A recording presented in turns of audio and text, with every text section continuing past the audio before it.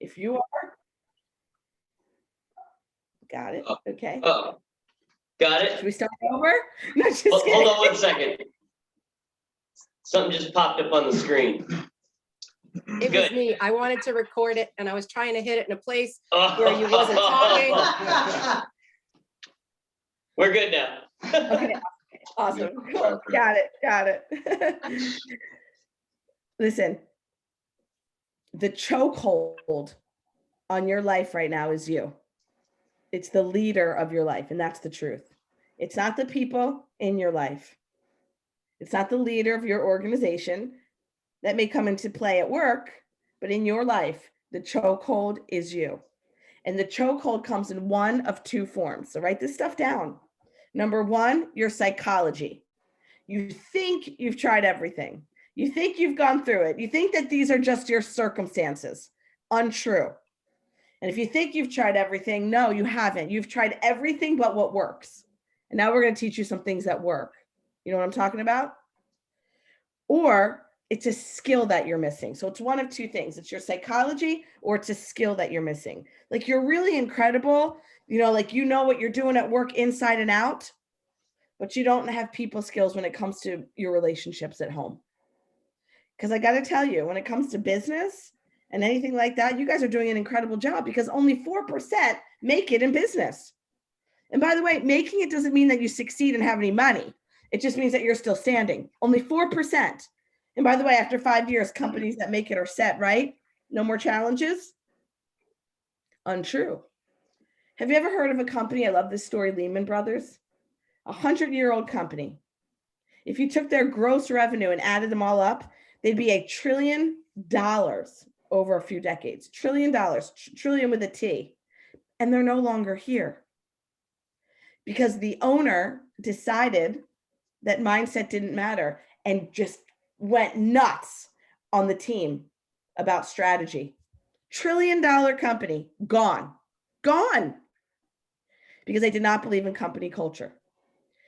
It takes an incredible psychology to succeed in business today, in any area of your life, really, no matter what your position is on the team.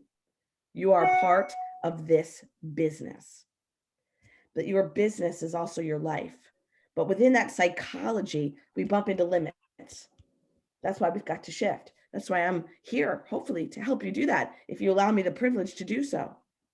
And if your psychology is solid, then you have to say, well, what are the skills I'm missing? Maybe that's the 20%. And so you go to people in your life. How do I become a better communicator? How do I become better? How do I change?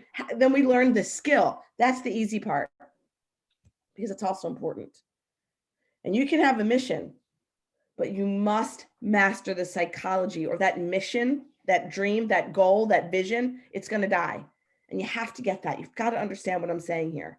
Because otherwise, you're going to be one of the many who worked their tail off their whole life and still don't have what they deserve.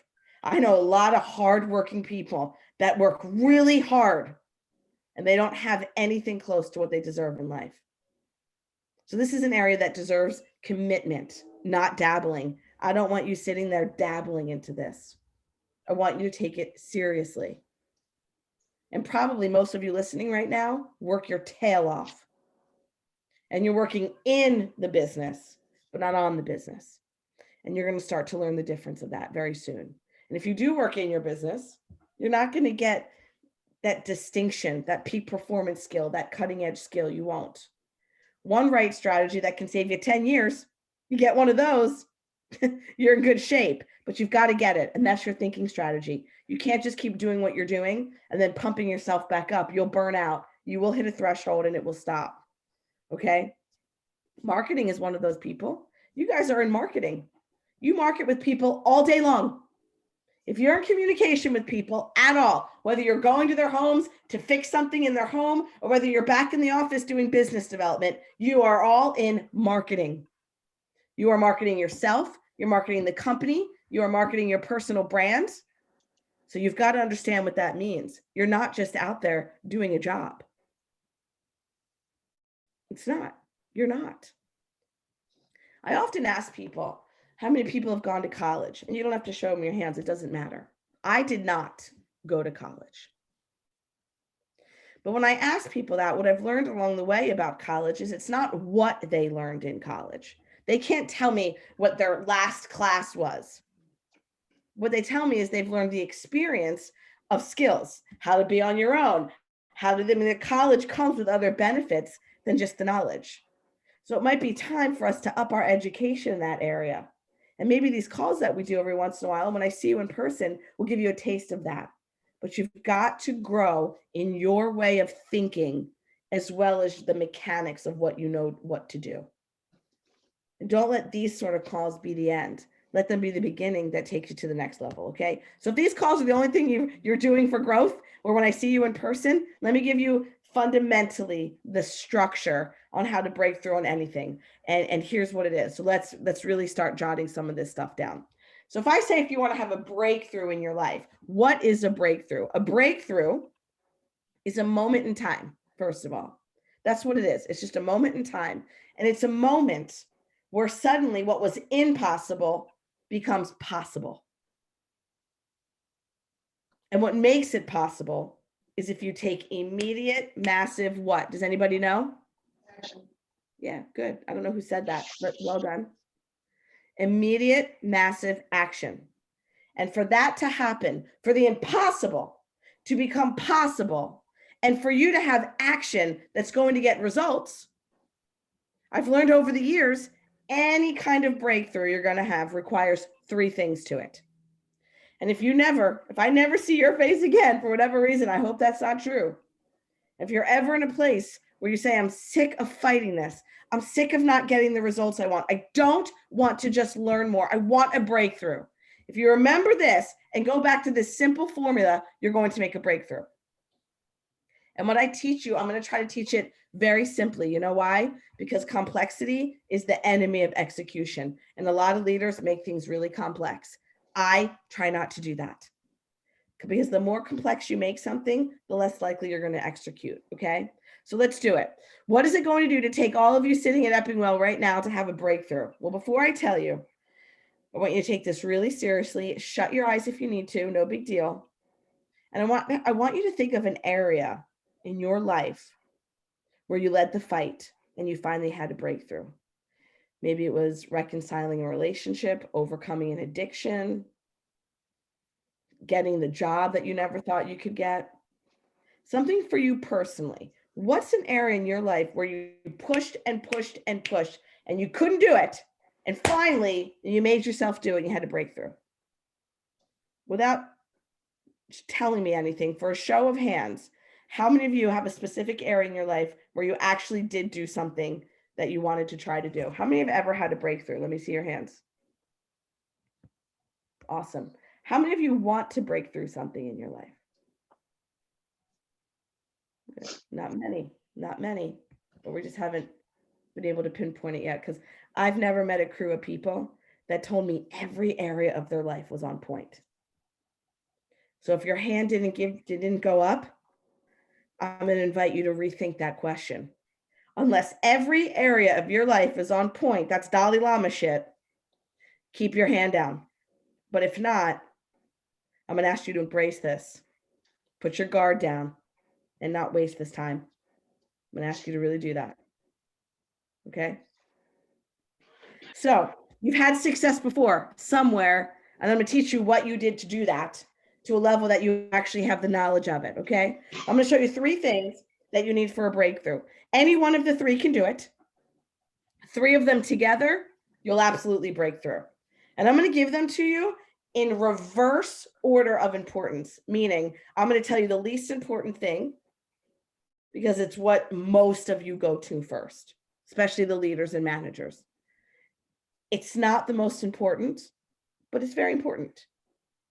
So before I do it, I just want you to pause for a moment and really now be honest with yourself, because I have a hard time believing everybody in that room's in a good place everywhere in their life.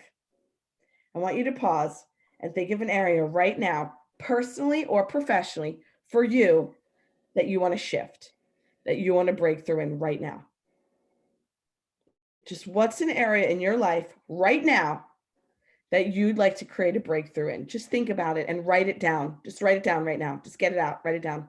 I want to see everybody writing. I don't care if you do or doodling, but write something. And don't worry about anybody else's writing. Just what are you writing? An area in your life that you want a breakthrough.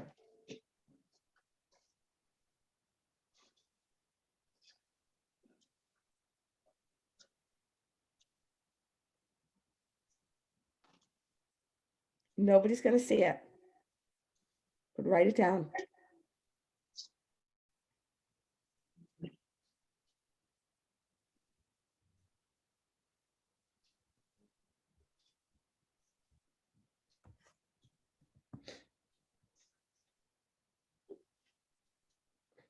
Interesting dynamics, huh?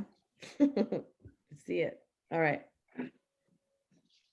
All right. 3 keys to a breakthrough. I call them the 3 S's. The first element, the first thing that people are looking for is they're looking for a strategy. They're saying, okay, if I can find the right strategy, I can get the results right away. And by the way, my life is being a strategist. I'm a peak performance life strategist. That's my actual title for 30 years. All I do virtually is work with people to seek out strategies. We need a strategy. I find it to be really important. And when we have it, it's easy, right? Right now, it's easy. We have it. We know what to do. But let's talk about strategies.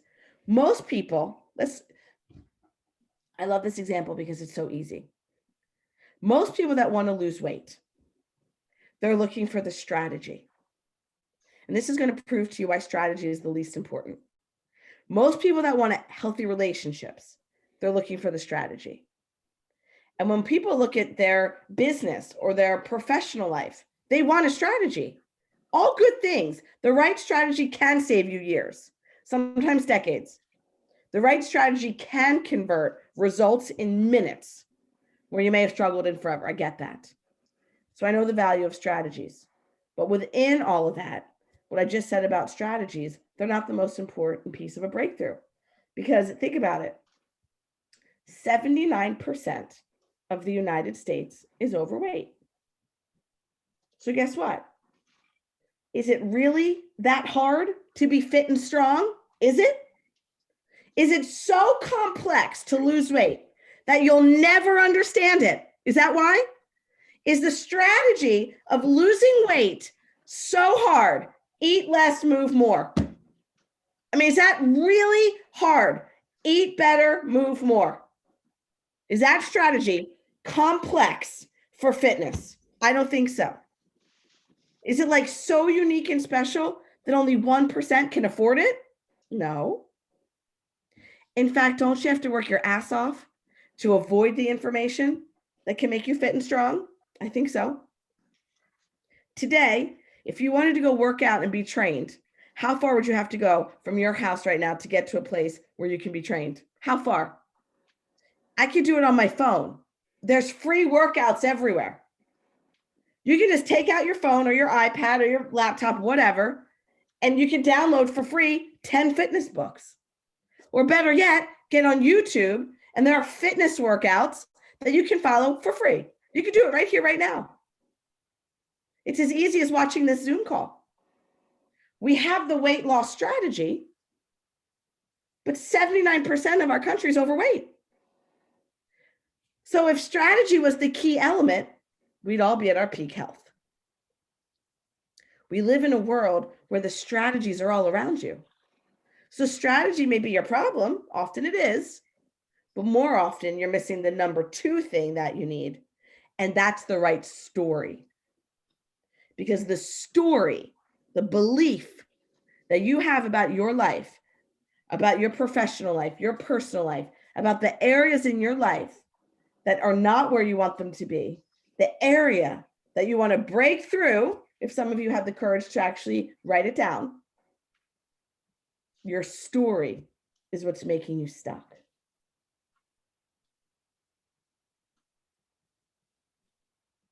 What's the story? It's a belief that you tell yourself over and over again, like, I'm really bad at this. I'm really bad at my job. Nobody really likes me anyway. I'm bad at it. I'm bad at it. I'm bad at it. I'm bad at it. I'm bad at it.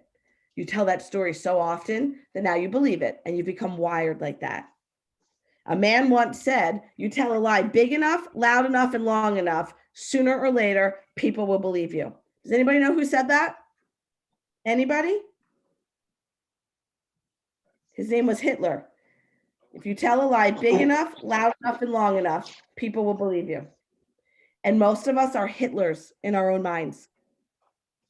We convince ourselves of these challenges. So when a person says, well, you know, I've tried, someone that hasn't lost weight, let's say, they'll say, you know, Tone, like what?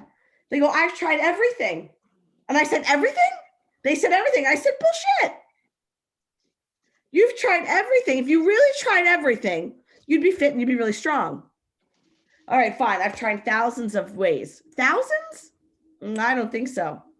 Well, I've tried hundreds of ways. What were they? Well, all right, come on. I don't think so. I've tried dozen. Well, then I say, name the 12. And they say, well, I can't. Then they finally say, well, I did these one or two stupid things over and over and over again. It didn't work. That's really what it comes down to. Now we've gotten to the truth. I remember one client's excuse to me was that she was big boned. She literally came to me and said, how do I accept the fact that I'm supposed to be fat? Her words, not mine. I said, what do you mean you're supposed to be fat? She goes, well, it's true. I'm big boned. And it was true. She was big boned. But so is Cindy Crawford. And she's a size 2. And after I worked with her for 5 weeks, I didn't give her a nutrition plan or a fitness plan. I don't know how to do that. But after 5 weeks, she was 38 pounds lighter. Still big boned. Still big boned. But we changed the strategy and the story. And then the third one you'll hear. So we often say things that aren't true to back up things that are true. She was big boned, but that's not why she was at the weight she didn't want to be at. So we find things to reinforce why we can't do something, right? And the story keeps us from that. And if you aren't in a relationship, the story I get is all the good ones are taken. And it's okay, yeah, that's a cliche. No, people believe that. All the good ones are taken. It's just a story. The story is there. In fact, write this down. Write this down. Everybody, pay attention. Write this down. The only thing keeping you from getting what you want is the story you're telling yourself about why you don't have it. The only thing keeping you from getting what you want in any area of your life is the story you keep telling yourself about why you don't have it. I've got ADD. I'm not smart enough. I can't figure it out. It's already been done. Whatever. The only thing keeping you from getting what you want is the story you keep telling yourself about why you don't have it. And I'm here to tell you, you need to divorce your story and marry the truth. And don't make it one of those like split ups where you keep going back to your ex, your old belief system. Divorce it and cut it off. Marry the truth, because the truth will set you what? Who knows? Free. Yeah. But you've got to develop the empowering story first. You've got the strategy, least important, then the story. Now, some of you think that an empowering story is the one that allows you to keep going with what doesn't work.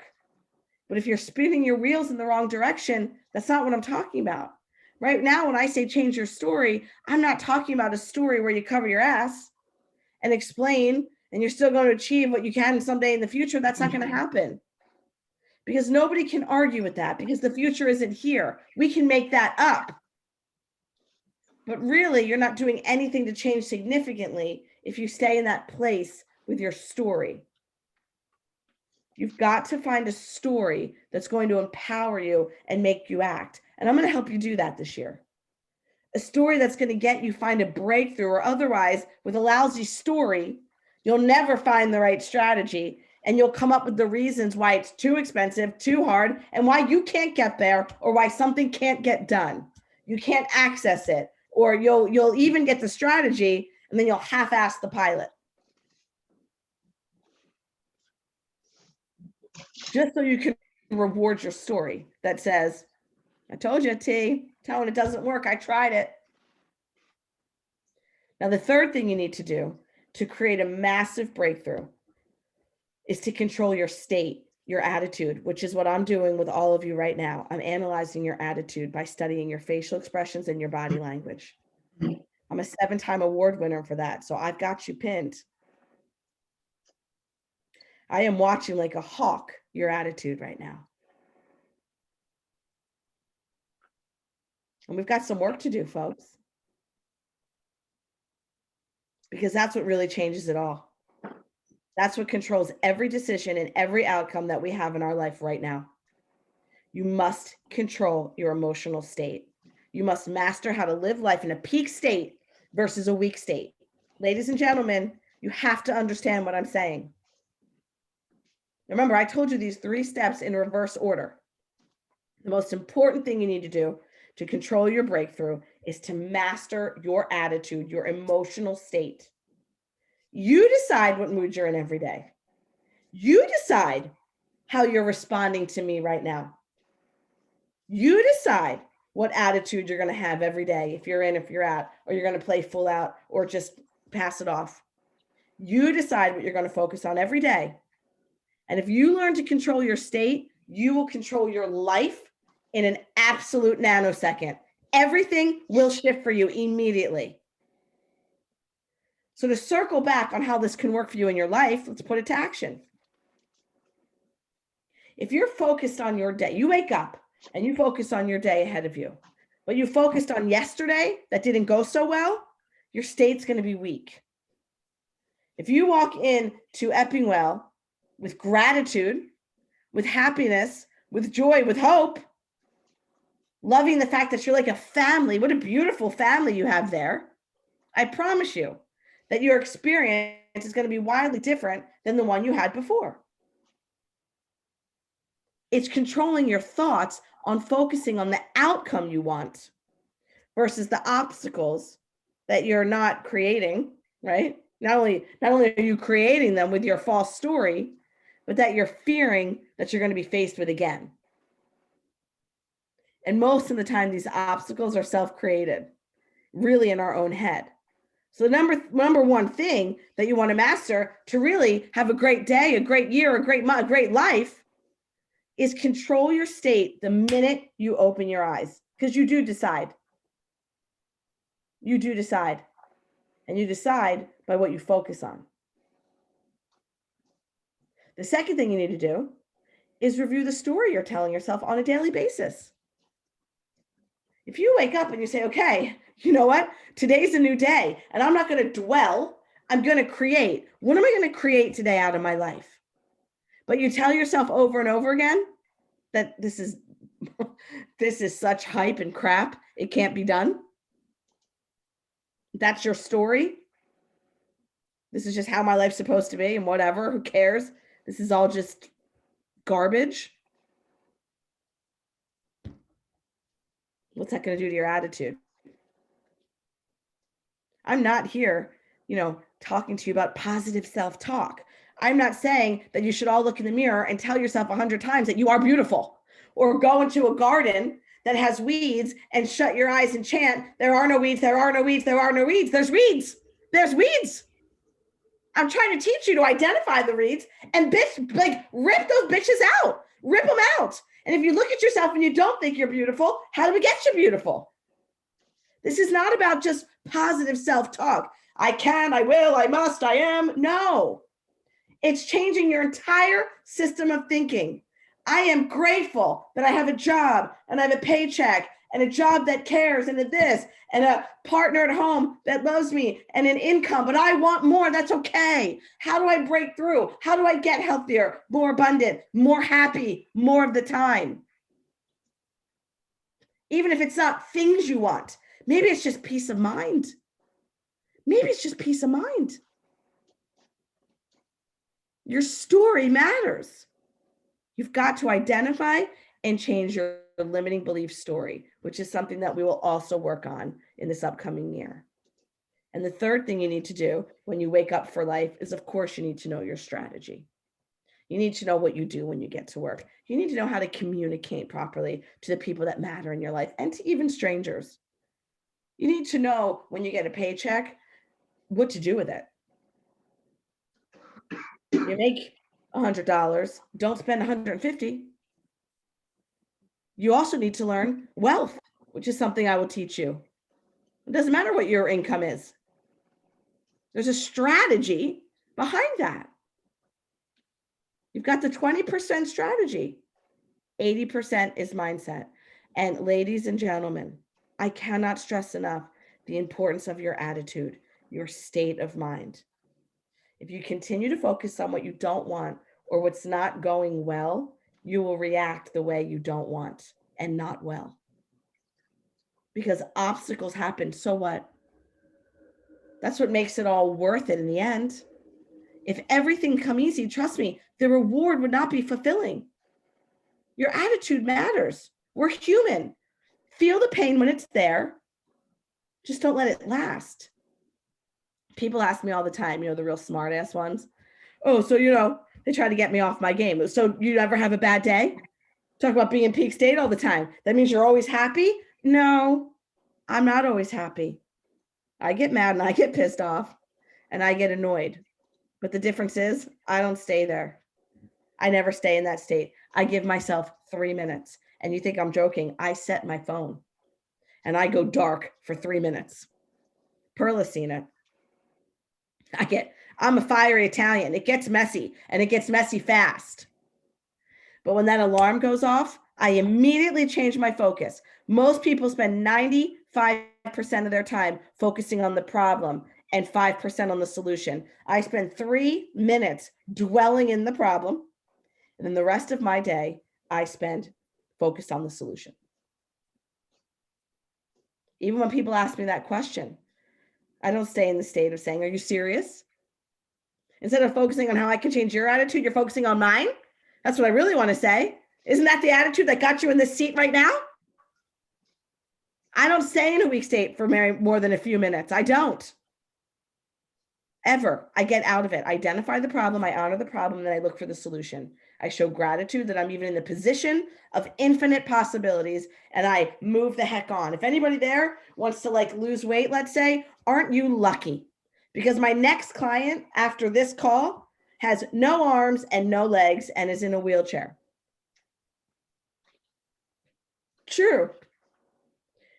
I say to people, if I line up everybody in the world and the last person in order of who has it the worst, and if Susie has it the worst, don't bitch unless you're Susie. Don't. Because all of you are sitting there in good health that can change everything in an instant if you control your state. You're breathing. You've got arms, you've got legs, you've got the comfort of a security of a job, you've got people that care about you, you've got an owner that's trying to work on the business and help you with mindset. Wow.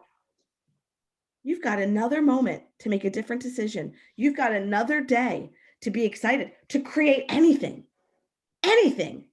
With the right state, life is completely different. It's a different experience.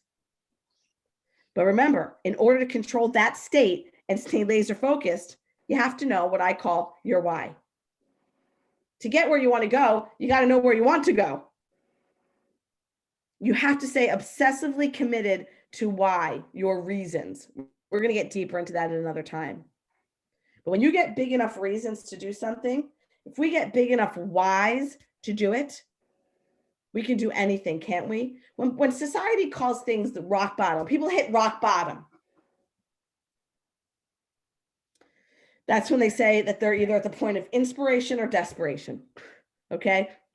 And what happens is they have a reason to say, I need to stop doing this. Typically it's, or I'm going to die. And remember what I said in the beginning of this call. If people are either going to succeed or die, they tend to succeed. Not all, unfortunately. But we tend to, because living is a big enough reason. Okay? When we make a real decision, when we get through our reasons, we cut off and cut out everything except the thing we've committed to. Write this down and we'll revisit it another time. Reasons come first, answers come second. You're either committed to your excuses or you're committed to your goals, but you're committed to one of them. You're committed to your excuses or you're committed to your goals. So we're going to get clear and focused on your reasons and your wants, because clarity is power. And if you are not clear, you are ultimately powerless over your long-term wants and goals. So again, today, I want you to focus in this order on your attitude, your state, the story that you're telling yourself about every experience that you have today, whether it be at home or at work. And then I want you to master the strategy that you know best. And if you do that every day in any area of your life, you will never make the statement that so many say that says, I'm just stuck. I don't know how I got here. And I hear that every day. How sad. Okay. Well, I look very much forward to meeting you all in person. Pearl, I'm going to pass it back to you. And thank you for your time and your attention and your focus. I really appreciate it. Thank you. Thank you so much. Anybody have any questions? Yeah, I'm happy to answer any questions, but you guys don't seem like a bunch of talkers. It was pretty great. I thought it was great. Thank you. Personally. What's your name? Biff. Oh, you're Biff? That's me. Oh my gosh, I've been wanting to meet you. Okay, I get it now. Okay, I heard you were like okay, yeah, you'll be doing what I do very soon. Yeah, okay, that makes sense. Okay. I've heard wonderful things, really wonderful things. I'm really excited. I'm sorry I missed you last week. I know you weren't feeling well, I think. I hope you're doing well. Yes. I'm very much looking forward to talking with you, very much. You as well. Thank you. Thank you. Awesome. Well, guys, let's go out there with a great attitude today. Kick some ass, respect one another, help one another, and I will see you all Thursday. See ya. Bye. Hey, can you please tell me what the last two, the very last two